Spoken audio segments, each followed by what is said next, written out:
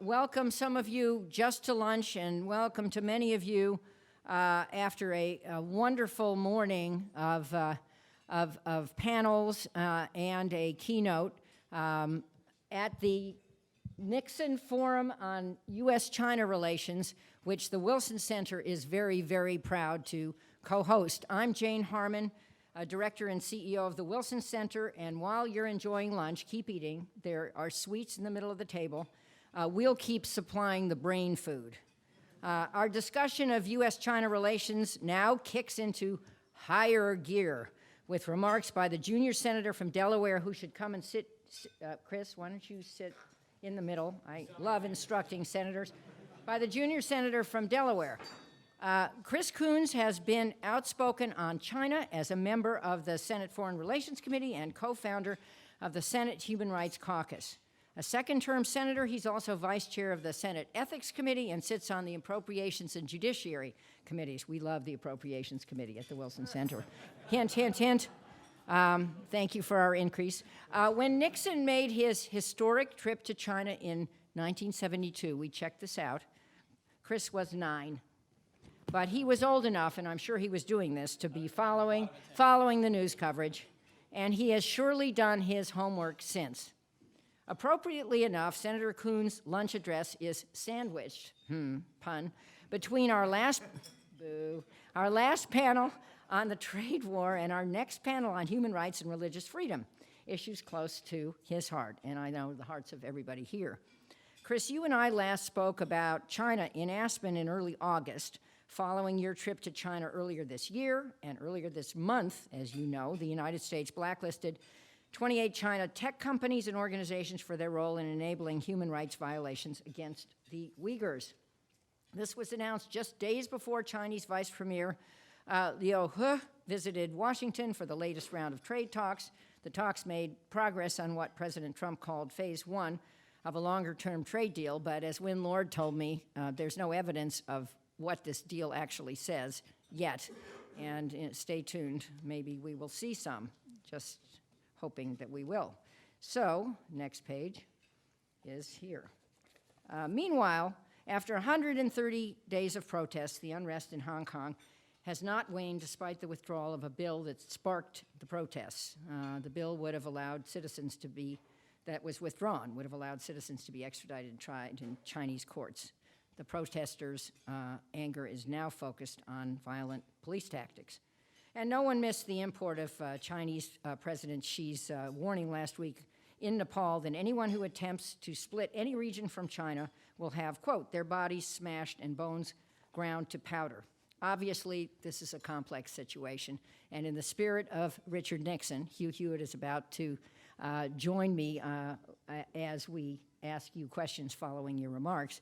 In the spirit of Nixon, having a relationship with China matters to all of us, despite the bumps. And this effort today, and I know the efforts you make in the Senate, are geared to trying to manage the relationship and manage the bumps. And it is a very good thing, I will say this, about you, sir, who is slightly late because there were votes in the Senate today and, at noon. No comment, no comment. I will restrain myself.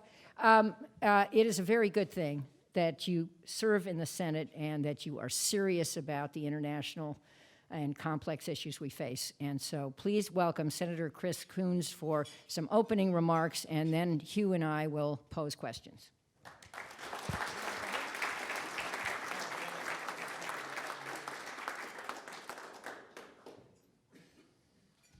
Forgive me. Thank you for the introduction. As I struggle a little bit with logistics for a second, we have a duct-taped microphone, so hopefully that will work. Great. Thank you, Jane.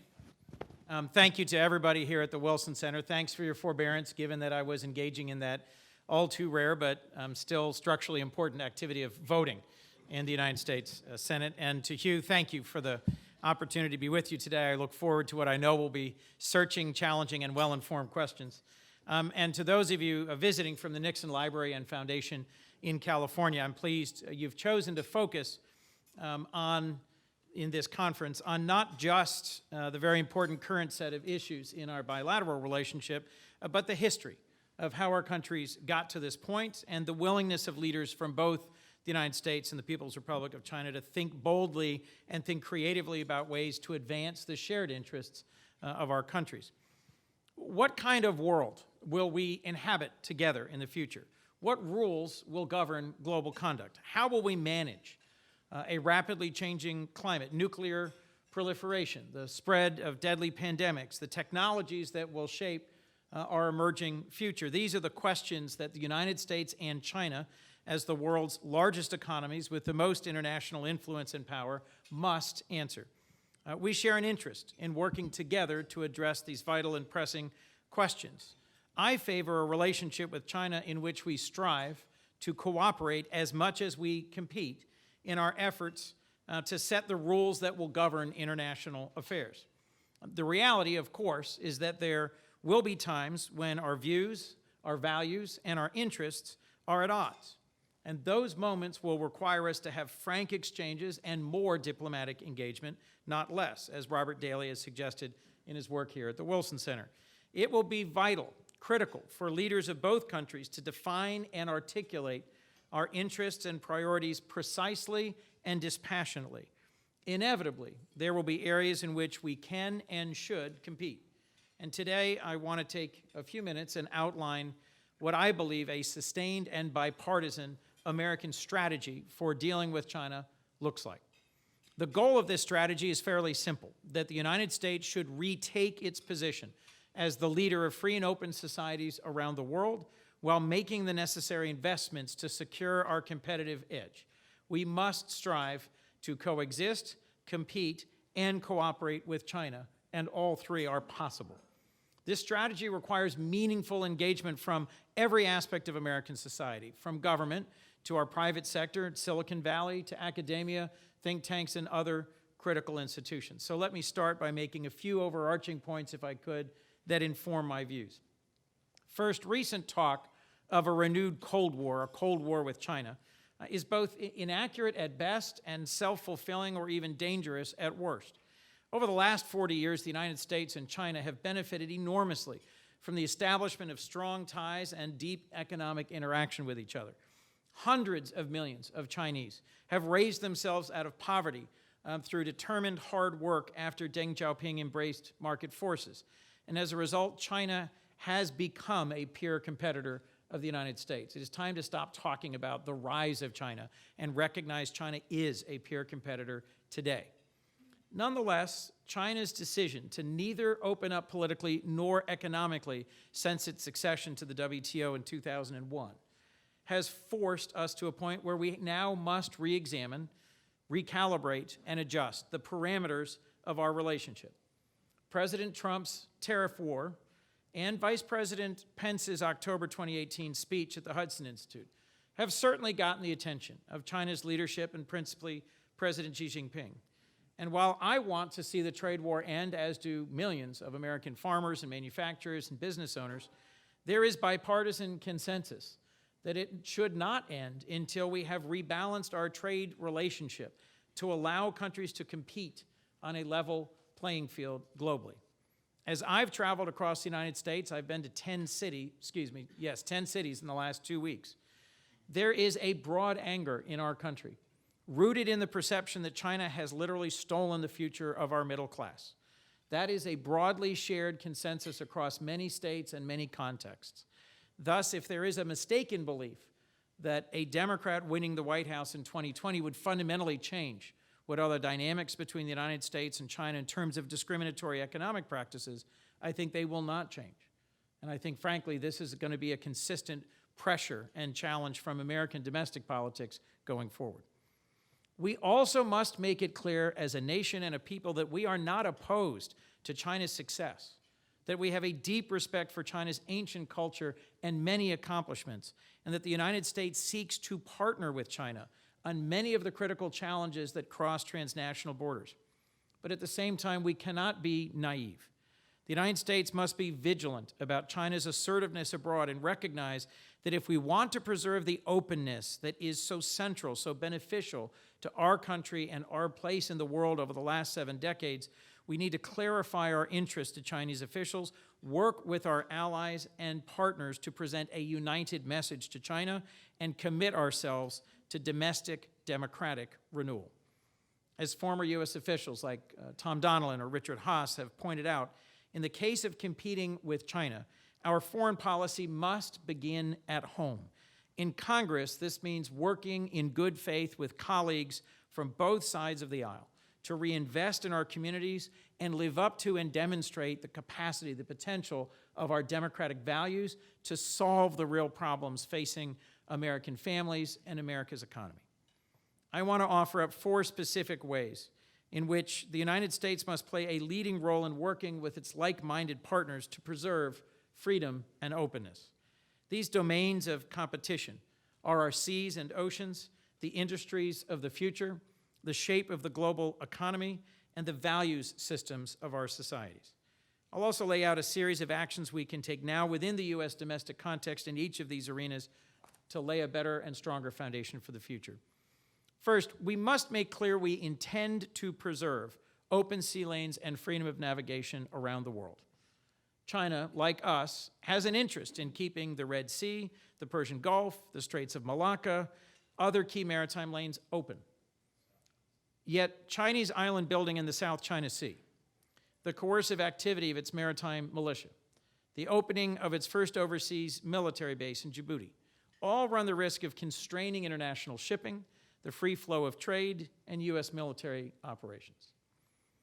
U.S. leaders must work to bring their Chinese counterparts to the negotiating table to establish an agreed-upon maritime code of conduct and maritime deterrence. The Chinese should know which of their actions we oppose and our willingness to respond to preserve open sea lanes.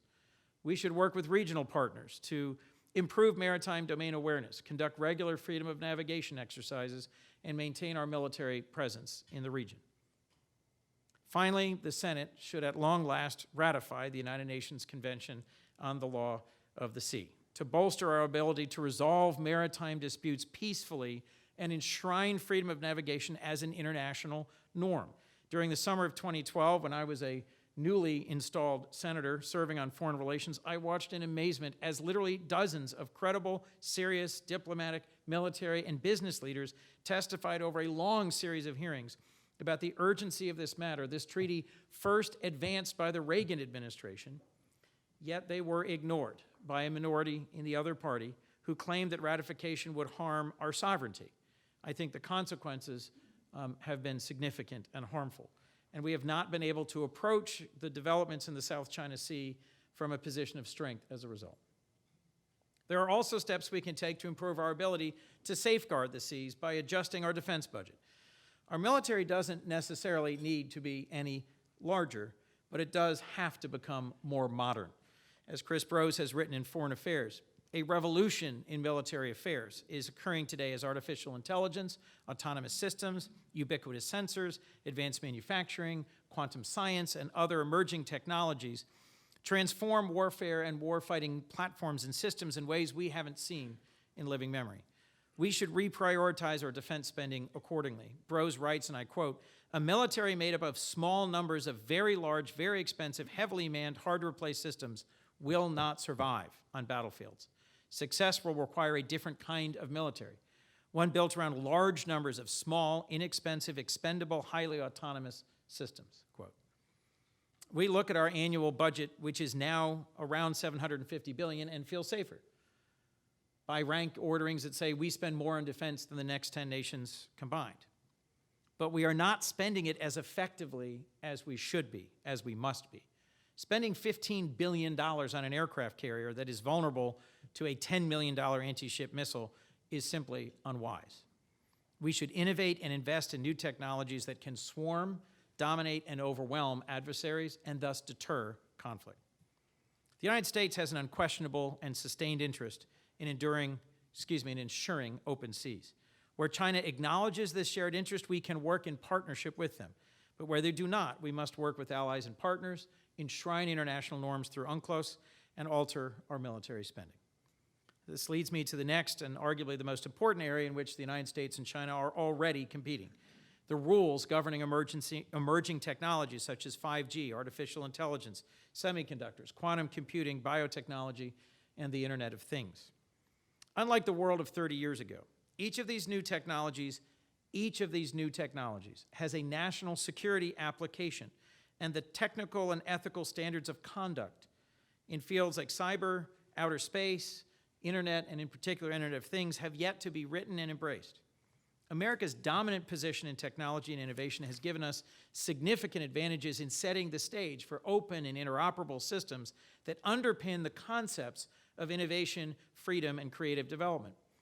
If that advantage instead slides and then shifts to an autocratic actor who is designing and setting rules in different ways in these core areas, our ability to set the terms of interactions for everything from business dealings to social and political discourse based on ethical, inclusive, and fair standards is foundationally at risk. Technology is a tool of national power China is wielding to achieve its aims. The U.S. government and our tech industry should view this as a generational call to action. That's why I'm so determined to help shape our country's approach toward China going forward, and this issue is increasingly the focus of my legislative work on revitalizing U.S. manufacturing, protecting patent holders and patent essential standards in 5G and other emerging sectors, and supporting new technologies in my home state of Delaware and across the country. The most important thing we can do to respond to China's rise is to strengthen our own capacity for innovation. We must reinvest in federally funded research and development and STEM education throughout all of our schools. We should improve coordination between the federal government and tech hubs across our country. We should work with like-minded partners across Europe and the Indo-Pacific to regain a competitive edge and lead efforts to form an international technology alliance and establish the rules and regulations that will sustain an enduring open internet and set the standards for the technologies of the future. As we strive to keep the internet open and the applications of these technologies ethical, we must understand some of these industries will require a degree of government protection. That's why Congress passed reforms to close loopholes in the review of foreign investment, known in the United States as CFIUS. As CSIS think tank scholar James Lewis and others have pointed out, U.S. technological leadership has flourished by embracing openness. But this openness cannot be so laissez-faire and unguided as to ultimately lead to our demise. I recommend notionally building a high fence around a small yard of our most critical and sensitive technologies. But as we safeguard these crown jewels of technology, we also have to strike the right balance to avoid a situation where there is a decoupling of global tech industries between the United States and China. This brings me to my third area of competition, trade. Anyone thinking about trade today? We need to rethink our trade strategy and focus it on stopping China's intellectual property theft and forced technology transfer while acknowledging that other problematic Chinese economic behaviors, like state subsidization of key industries, are unlikely to change given the difference in our core models of governance. While President Trump's tariffs on China have effectively gotten President Xi's attention, they have also hit our vital allies across Europe, North America, and Japan. China has countered with forceful tariffs of its own, creating uncertainty and shifting global supply chains. There's ways we can and should restore our role as a global leader for open markets and free trade. We have to work with our allies to reform the WTO and enforce the rules that we helped write and establish decades ago. We also have to set the standards when it comes to international infrastructure, especially digital and communications infrastructure. I have concerns about Belt and Road finance projects that leave recipients trapped in debt or destroy the environment or undermine human rights or ignore labor and social standards. We should encourage China in a direction embraced by Xi Jinping in his opening remarks at this year's Belt and Road Conference to enforce the highest international standards and build on our administration's ongoing efforts to deploy American transaction assistance teams to train foreign governments in how best to negotiate appropriate and better terms when engaging in BRI projects. We also have to offer an alternative. As many heads of state have said to me, Belt and Road, you can criticize it, but where is your alternative? I worked hard with the Trump administration and with a bipartisan, bicameral group of colleagues to pass the BUILD Act, to create a modernized 21st Century Development Finance Corporation, an institution with an expanded scope and scale to provide a new tool in our toolkit and a meaningful response. I'm excited this new agency can secure up to $60 billion in U.S. private capital. While falling short of the amount of funds that China is making available through Belt and Road, this new DFC has capabilities and authorities to allow us to partner with our allies' DFCs in the Indo-Pacific, Europe, and across the world. And it'll offer a clear alternative to Chinese financing and showcase projects that comply with the best international practices. The fourth and final area in which we are likely to compete with China is over values. As CFR scholar Elizabeth Economy has pointed out, under the rule of President Xi Jinping, the CCP is today using over 200 million surveillance cameras to roll out a social credit system that either punishes or rewards Chinese people for their everyday behavior. The number of foreign non-governmental organizations operating in China has plummeted from roughly 7,000 to 400 in just 2 years. The CCP has not only repressed 1 million Uyghur Muslims in Xinjiang province, but has rallied a group of illiberal states to express support for its re-education camps. China has raised doubts about whether it will respect Hong Kong's autonomy and the terms of the 1997 agreement it signed with the United Kingdom. And I think they should respect that agreement, not just in word, but in deed, and the United States should support the right of peaceful protesters in Hong Kong and encourage China to do the same. We cannot underestimate the role of the United States as a beacon of hope to those around the world who seek to follow a more open and democratic path. I believe we have a profound interest in preserving democratic space in societies around the world. We can do this by promoting standards of good governance, transparency, press freedom, and universal values in our conduct at home, as well as in multilateral settings at the United Nations and abroad. Instead of viewing the UN as a burden that somehow infringes on our sovereignty, the United States should reconsider its engagement as an opportunity to display American leadership. There's areas where we can and should collaborate with China at the UN, in the fight against climate change, or in the vital work against Ebola, in addressing nuclear non-proliferation, or in UN peacekeeping missions. The first time I met a Chinese flag-ranking officer was in visiting a UN peacekeeping mission in South Sudan. But we need to clearly define our interests in using the UN to preserve the values espoused not just in our own foundational documents, but in the Universal Declaration of Human Rights. Since the Trump administration has withdrawn from UNESCO and the UN Human Rights Council, China has filled that void, calling itself now the champion of multilateralism. And within the Human Rights Council, China advocates for each country to choose its own model of human rights protection in the context of its own national circumstances. This is a basic disagreement. I believe in the universality and desirability of our democratic system, and I think we need to remain true to our values here at home, and in doing so, demonstrate the system's strengths, the ways in which democratic government can produce strong and better results for its people. Elected officials should not attack or criticize the legitimate reporting of the free press. They shouldn't vilify dedicated career public servants. Instead, we need to roll up our sleeves and demonstrate democracy works by delivering bipartisan solutions on education, infrastructure, health care. We shouldn't be afraid to address our deficit, which is on an unsustainable path and represents a national security threat in and of itself. We have to be honest with ourselves about our own shortcomings in both domestic and foreign policy, and then address them in a sustainable and bipartisan manner. In conclusion, I'm glad there wasn't a round of applause. In conclusion, we should use all the tools of U.S. diplomacy, capability, and influence to keep the world free and open and inclusive. Our strategy for dealing with China has to be more sophisticated than simply saying BRI's a debt trap diplomacy and China's treatment of the Uyghurs is bad. China's theft of intellectual property is wrong. We must have a more complex, broad, and deep strategy with regards to China. While I agree with these three concerns, sentiment is not a strategy. It's an attitude. And I'm concerned it is an attitude based on fear and a sense of our own insecurity. It is unrealistic. It is profoundly unrealistic To think that merely repeating our view of why we don't like China's behavior will somehow cause China to change. Xi Jinping and the CCP are redoubling their dedication to their core model. And they believe they have a legitimate case to make to the rest of the world that their model of development works better. So frankly, I think we should exercise some humility and be realistic about our prospects of changing the CCP.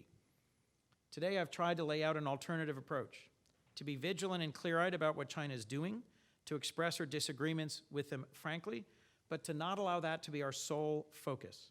We have to articulate and demonstrate why our ideas, our standards, and international practices are better for all nations. We need to approach our role in this century with confidence in the American way, in our model that reflects the dignity of the individual, promotes freedom of navigation, fosters economic openness, innovation, and competition through freer and fairer trade, and a model that promotes the free press and free exchange of ideas across an open internet. That's our alternative to a world based on authoritarian surveillance. That's the American model.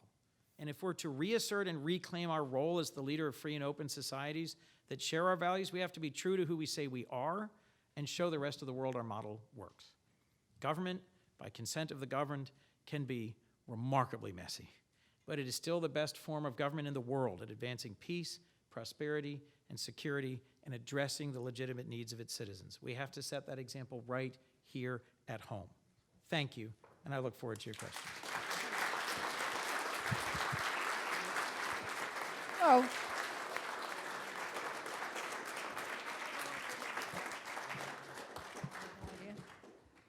If just housekeeping interruption, that was a tour de force, but I'm asked Chris how long he can stay, and Hugh, I'm asking you this too.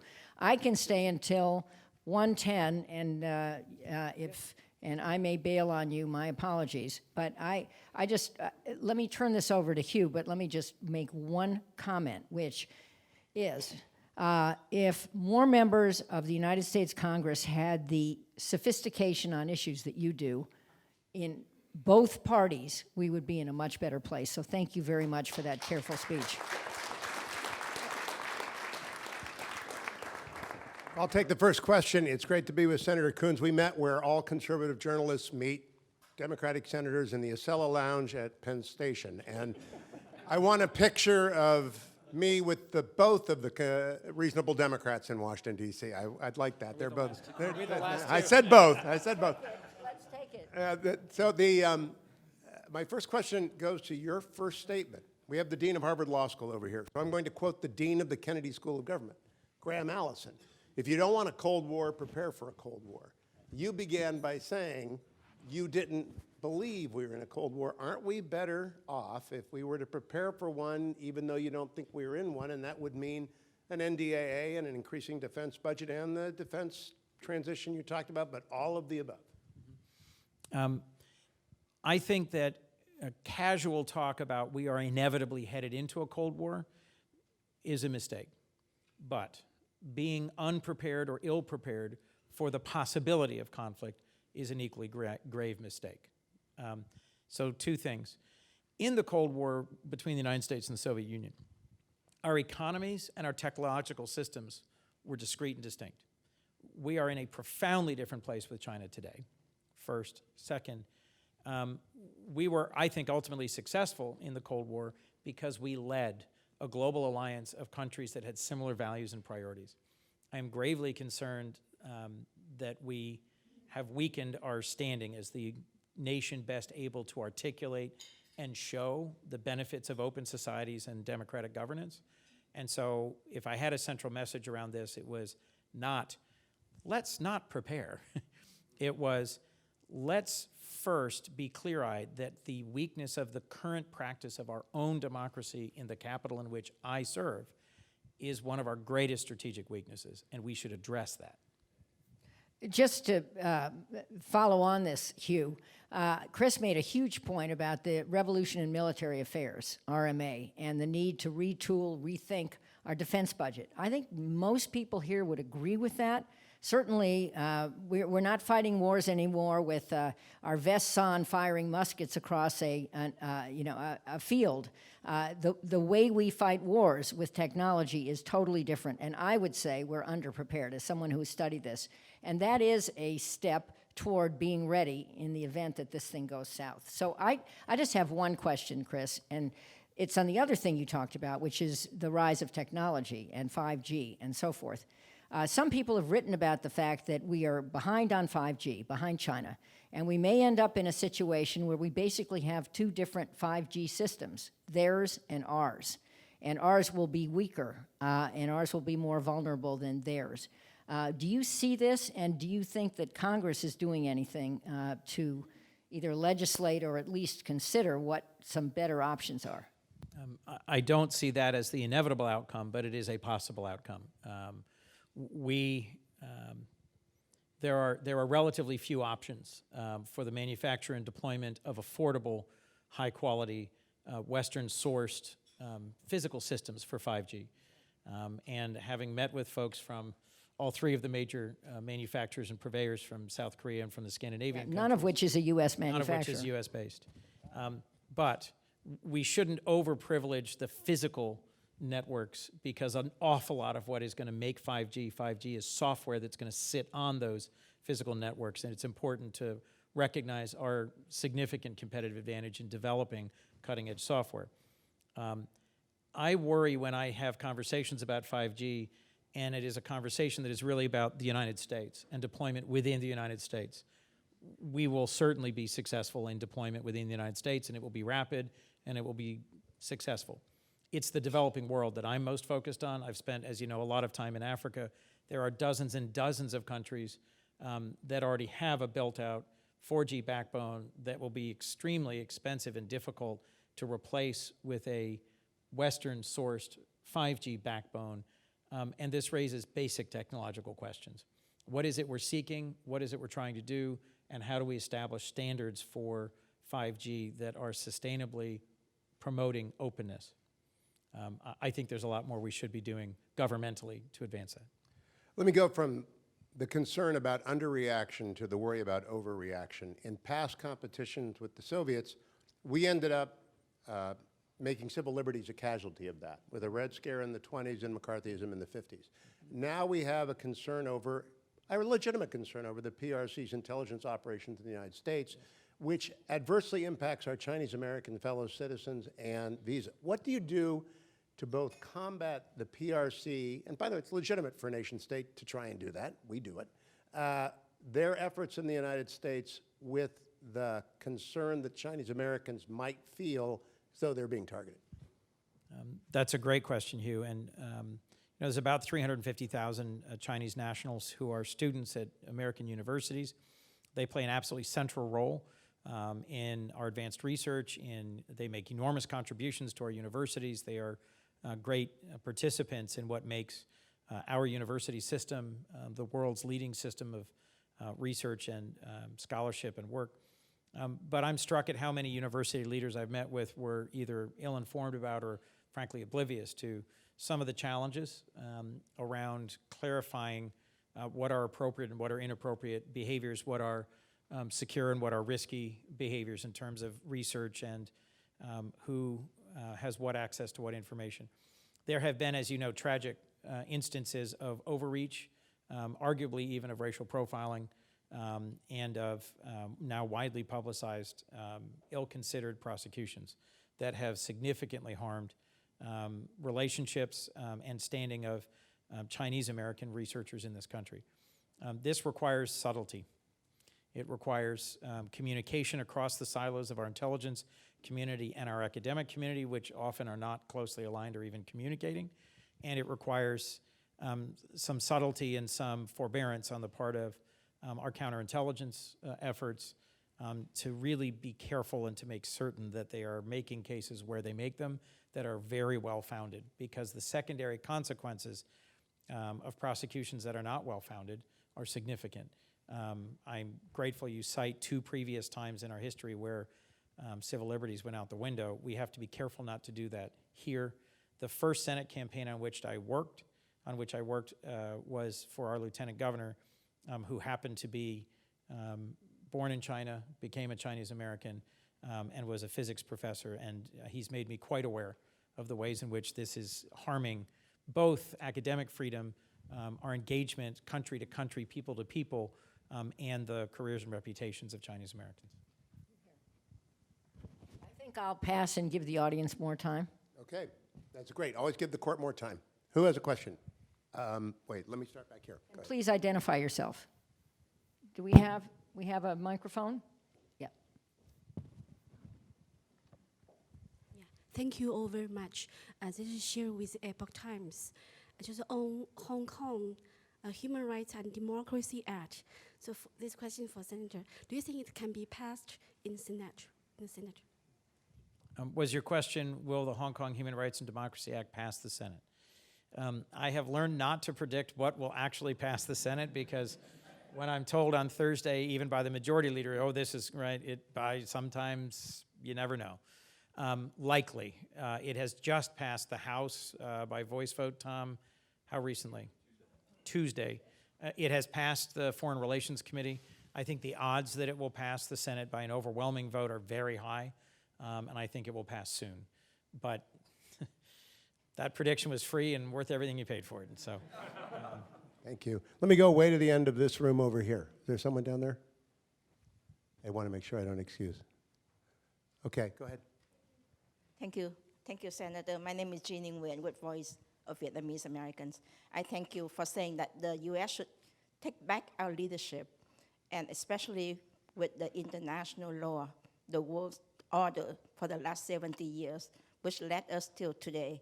So thank you for that. I would like to ask your pragmatic view regarding the South China Sea, the situation of Southeast Asian Sea, and in particular the Vietnam relationship between U.S. and China. You did mention That's that. great. Let's leave it there so we I use want enough to time. ask about the COC, because you made a particular point saying that the U.S.-China should discuss the COC that is beyond the China and ASEAN COC. I would like to ask you to explain that too. Thank you. Right, I assumed you were talking about code of conduct. So, the South China Sea is a fraught area for geopolitical tensions, where I think we have let too much time pass and too much activity happen without a clear and more forceful American engagement and response. The last visit I had the honor of making to Vietnam was with Senator McCain, and I think there is a very strong potential for our relationship helping define what will be the future of the South China Sea. A code of conduct, as I was talking about it, is simply a way to make clearer what are our expectations, what are the moments when, how do we avoid conflict, how do we manage competing expectations about operations, and how do we come up with a path forward in terms of accessing the resources of the South China Sea with an eye towards keeping them open and accessible, without engaging the international legal framework of the UN Convention on the Law of the Sea, and without actively engaging and supporting our regional partners and allies. I'm concerned that the moment for freedom of navigation and openness will pass. It is dangerously close to having done so now. I'm going to inject a question, because when Congresswoman Harman and Rob Litwack, who's taken her place on your left, and I put this together, we didn't expect that the NBA would be at the center of the week's controversy, or that LeBron James would dominate the Nixon Forum. What is your advice to the commissioner of the NBA and those who compete in the league about their statements about this, and whether or not to be silent or to speak up, and how to speak up? A great question to which I don't have a great answer. I'll tell you that it was a striking development that a relatively minor communication has produced such a strong pushback and now sort of moment. Professional sports has on many occasions over decades provided moments or opportunities of protest or engagement. Here in the United States, I think it is just 51 years since a protest by two U.S. track stars at the Mexico City Olympics that drew a great deal of attention. So this certainly isn't the first time that professional sports, whether football or basketball has drawn attention. I am concerned that this shows the ways in which the economic relationship between the United States and China has privileged a values conversation. The United States has to be a society that stands for peaceful protest and for democratic values. And while I respect the fact that U.S. headquartered companies are not exclusively American companies, they have global interests, this is showing more pointedly and in more a real way to the average American that just because this is a local basketball team that you think of as an American basketball team doesn't mean that the business of basketball is restricted to the United States and doesn't have other priorities. That's true of Hollywood, it's true of Silicon Valley, it's true of our manufacturing companies, it's true of our service companies.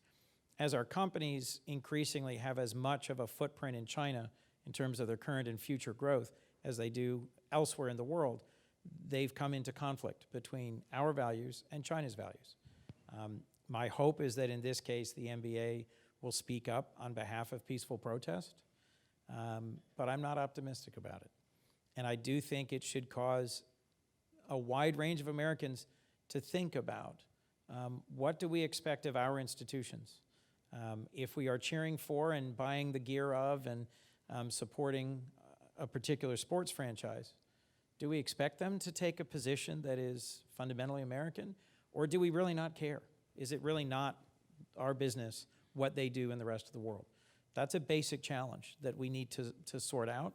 And since I'm from Delaware, the home of more American corporations than any other state in the country, I'll tell you this is a conversation that the Business Roundtable and the Chamber of Commerce and others are beginning to have about what are the obligations of business. In Delaware's courts, it is shareholder value.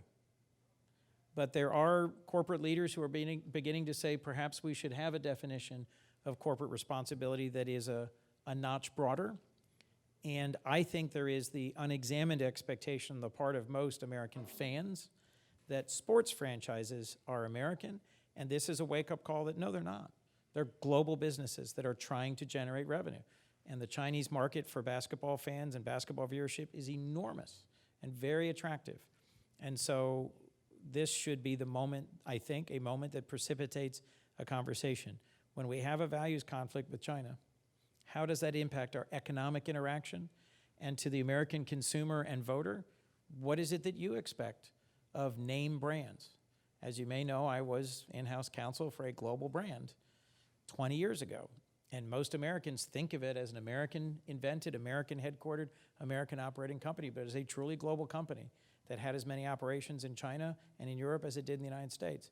And we had conversations around the C-suite about exactly this issue that today, because of this example, is now made more present and more real, but it is an unresolved issue. What are our expectations of corporate conduct, and what, if any, action should we take governmentally or societally to say you're not a global company, you're an American company? One more question? All right. Thank you for coming, Senator. My name is Mitsuo Nakai, Japan native, U.S. citizen. Can you comment on the negotiation with North Korea up to this point? Can I comment on the negotiations with North Korea up to this point? I appreciate the brevity and yet challenge embedded in that question. Look, I try to give credit where possible to our president. He certainly took a bold step in agreeing to meet in person with North Korea's leader, Kim Jong-un. And he accomplished in their first summit something that for the families of our war dead from the Korean conflict is significant. But it was a framework that was paper thin and has not produced any significant progress. The tensions between Japan and South Korea, the challenges between the United States and North Korea, the regional challenges, I think, are significant and, if anything, have become more pressing. With the recent deployment of a submarine-launched missile and the resumption of missile tests and the likely resumption of nuclear enrichment and weapons production activity, the almost certain continued practice of that, This is, in many ways, the most pressing national security challenge we have. And I don't think that high-stakes photo-op diplomacy between two leaders that aren't well prepared by pre-negotiations that bring in regional players are likely to be successful. This is essentially a regional and global non-proliferation problem. I think there is the possibility of a good deal with North Korea, but walking away from the JCPOA and its structure for searching inspections, for transparency, and it was a flawed deal that did not have the end of the box was not drawn in, don't get me wrong, but it was the best reasonable approximation of what a deal looked like that allowed a country to rejoin the world of nations and to engage in open commerce. And my concern is that by tearing that up, we send a clear and strong signal that any deal reached between the United States and North Korea is not a reliable longer-term deal, A. B, Libya continues, I think, to be a haunting challenge for those of us who would like to see a number of things in our future. And if I were advising Kim Jong-un, how's that for a sentence? Hard to put oneself in those shoes. Why would he choose to give up nuclear weapons if Gaddafi's outcome has been less than desirable from Gaddafi's perspective? Or if Ukraine, which gave up their nuclear weapons based on a signed agreement between the United States and Russia, is today a smaller nation as a result and durably under assault by Russian-backed separatists. You've got two examples in recent history of a country that literally gave up nuclear weapons programs, and the outcomes are tragic for both. I'm sorry, there's a third, South Africa, where the outcome, I think, is generally positive. But so I worry about the lack of current examples, and I worry that this is a critical challenge or irritant in the U.S. China relationship and in the regional relationship. I will remain prayerfully hopeful that our president is successful in these negotiations, but so far I think they have been fundamentally flawed in the way in which he's approached them. Please join me in thanking Senator Coons for joining us.